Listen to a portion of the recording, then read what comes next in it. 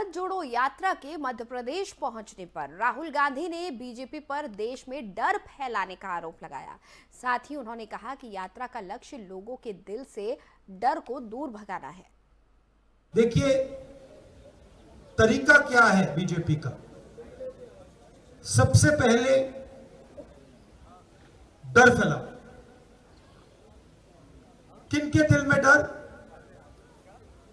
युवाओं के दिल में। कैसे? बेरोजगारी दिलवाकर, जो हमारे उत्पादक हैं, जो किसान हैं, उनके दिल में डर। कैसे?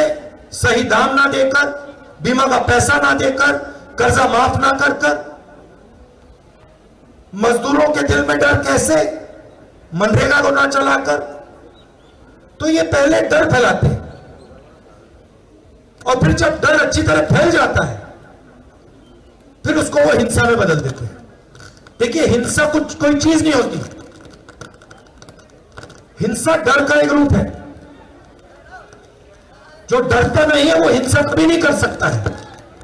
जो डरता है वही हिंसा करता है। तो पहला लक्ष्य हिंदुस्तान के जो उत्पादक हैं, जो किसान हैं, जो मजदूर हैं और जो युवा हैं, माताएं बहनें हैं, उनके दिल से डर मिटाना। 25 किलोमीटर एवरेज बनता है और उसमें हम चलते हुए हम बातचीत नहीं करते, हम अपनी बात नहीं रखते। मुंह बंद कान खुले। बता रहा हूं, मुंह बंद कान खुले। मन की बात नहीं, हमारी मन की बात नहीं। आपके मन की बात क्या है? किसानों की मन की बात क्या है? बहनों की, युवाओं की मन की बात क्या है?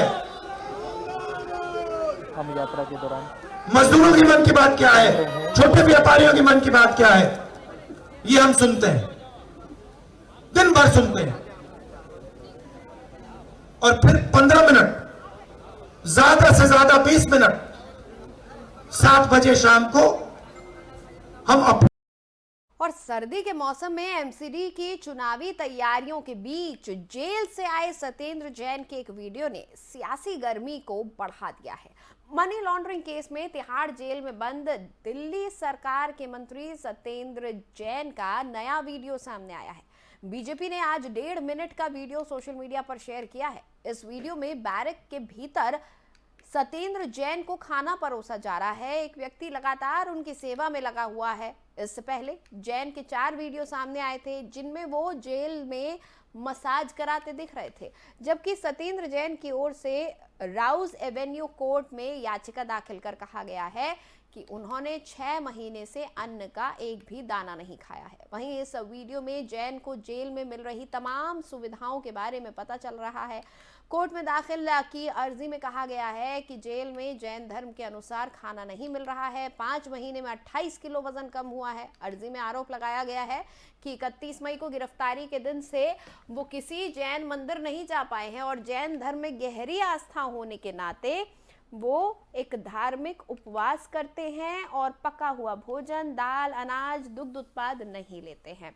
अर्जी में दावा किया गया कि वो जैन धर्म का कड़ाई से पालन करते हैं।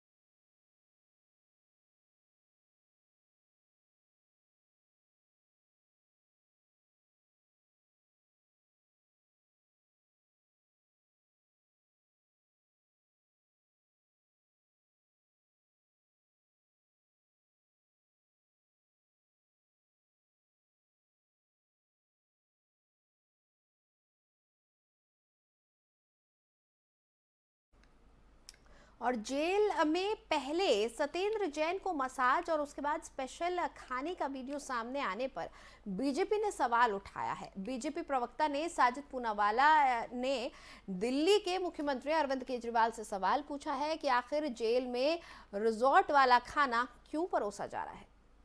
पहले रेपिस्ट को फिजियोथेरेपिस्ट बताया गया, किस प्रकार से मालिश, चंपी, हेड मसाज, फुट मसाज हो रहा था सत्येंद्र जैन का, वो सामने आ गया। परंतु अरविंद केजरीवाल इसे फिजियोथेरेपी बताते हैं।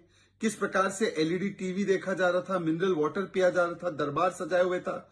और अब एक नया वीडियो सामने आया है जिसमें कि सत्येंद्र जैन दिखाई देते हैं कि उन्हें बाहर से खाना लाकर परोसा गया है, वो भी एक नहीं दो दो व्यक्तियों के द्वारा। और खाना, सैलेड, ये सारी सुविधाएं वहां पर उनके लिए उपलब्ध है। क्या ये भी किसी ट्रीटमेंट का हिस्सा है या ये वीवीआईपी करप्शन ट्रीटमेंट और करप्शन थेरेपी का हिस्सा है?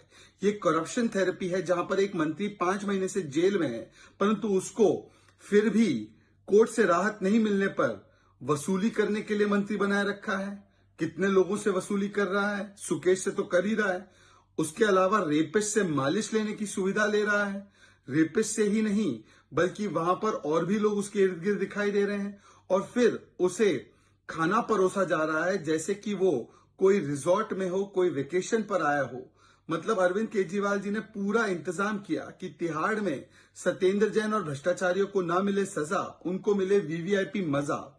अब सत्येंद्र जैन को किस आधार पर मंत्री बनाए रखेंगे? क्या इस वीडियो का भी बचाव करने के लिए अरविंद केजरीवाल और चलिए आगे बढ़ेंगे। लेफ्टिनेंट जनरल उपेंद्र द्विवेदी के बयान से पाकिस्तान में खलबली सी मच गई है। दरअसल उन्होंने पीओके को लेकर बड़ा बयान दिया है। उन्होंने पीओके को लेकर साफ तौर पर कहा कि सरकार का जो भी निर्देश होगा उसका पालन किया जाएगा। उन्होंने कहा कि सरकार के आदेश पर हम कोई भी कार्रवाई करने के लिए तैयार हैं। उपेंद्र द्विवेदी ने पाकिस्तान को चेतावनी में कहा कि सीज फायर का अगर उल्लंघन किया गया तो उसे मुंह तोड़ जवाब मिलेगा।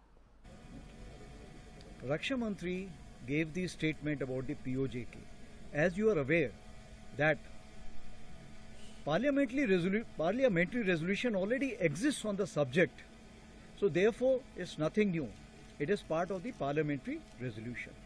As far as the Indian Army is concerned, Indian Army will carry out any order which is being given by the government of India, and whenever such orders are given, we'll always be ready for it. Second issue is, as far as the military is concerned, military is always ready to make sure that this ceasefire understanding is never broken because it's in interest of both the nations. But if it is broken at any point of time, और ये पहला मौका नहीं है जब PoK को लेकर सार्वजनिक तौर पर संवैधानिक पद पर बैठे किसी व्यक्ति ने बयान दिया हो। इससे पहले देश के रक्षा मंत्री भी पीओके को लेकर बयान दे चुके हैं। इस बारे में रक्षा मंत्री राजनाथ सिंह ने क्या कुछ कहा, आइए आपको सुनवाते हैं। हमारे जिन इलाकों पर उसने अपना अनधिकृत कब्जा जमाया हुआ है, वहां के लोगों को उसने कितने अधिकार दे रखे। मानवाधिकार के नाम पर मगरमच्छ के आंसू बहाने वाला पाकिस्तान इन इलाकों के लोगों की कितनी चिंता करते हैं, या आप भी जानते हैं और ये हम भी जानते हैं। इन अमानवीय घटनाओं के लिए पाकिस्तान पूरी तरह से जिम्मेदार है। पाकिस्तान भी पाक ऑक्युपाइड कश्मीर में आज जो अत्याचार का बबूल बो रहा है, आने वाले समय में उसके सामने।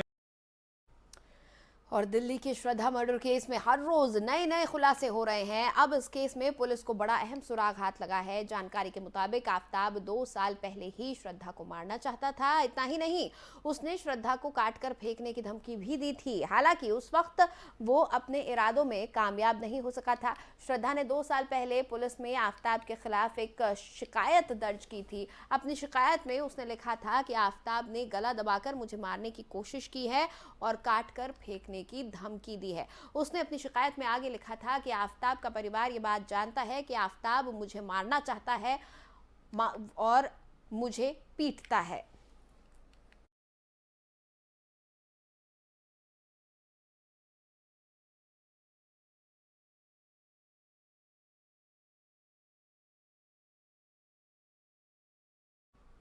और गुजरात के साबरमती जेल में बंद बाहुबली पूर्व सांसद अतीक अहमद पर शिकंजा कसा है। ऑपरेशन माफिया के तहत पुलिस अतीक अहमद की 123 करोड़ की 2 संपत्ति कुर्क करेगी पुलिस। गैंगस्टर एक्ट 14(1) में ये कार्रवाई कर रही है। एसएसपी शैलेश पांडे ने दोनों ही संपत्तियों को कुर्क करने के लिए डीएम को रिपोर्ट भेजी थी। इस पर डीएम ने मंगलवार को कुर्की का आदेश जारी कर दिया था।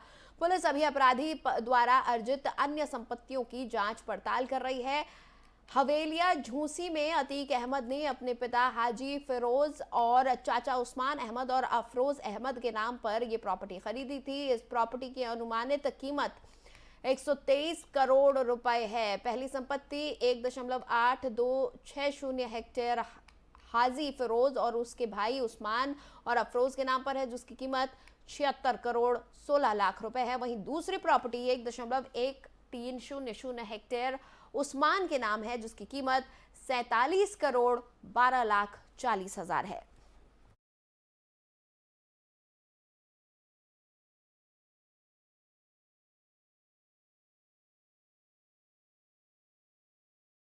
और फिलहाल इस बुलेटिन में इतना ही। मुझे दे इजाजत। खबरों के लिए आप बने रहिए FM न्यूज के साथ।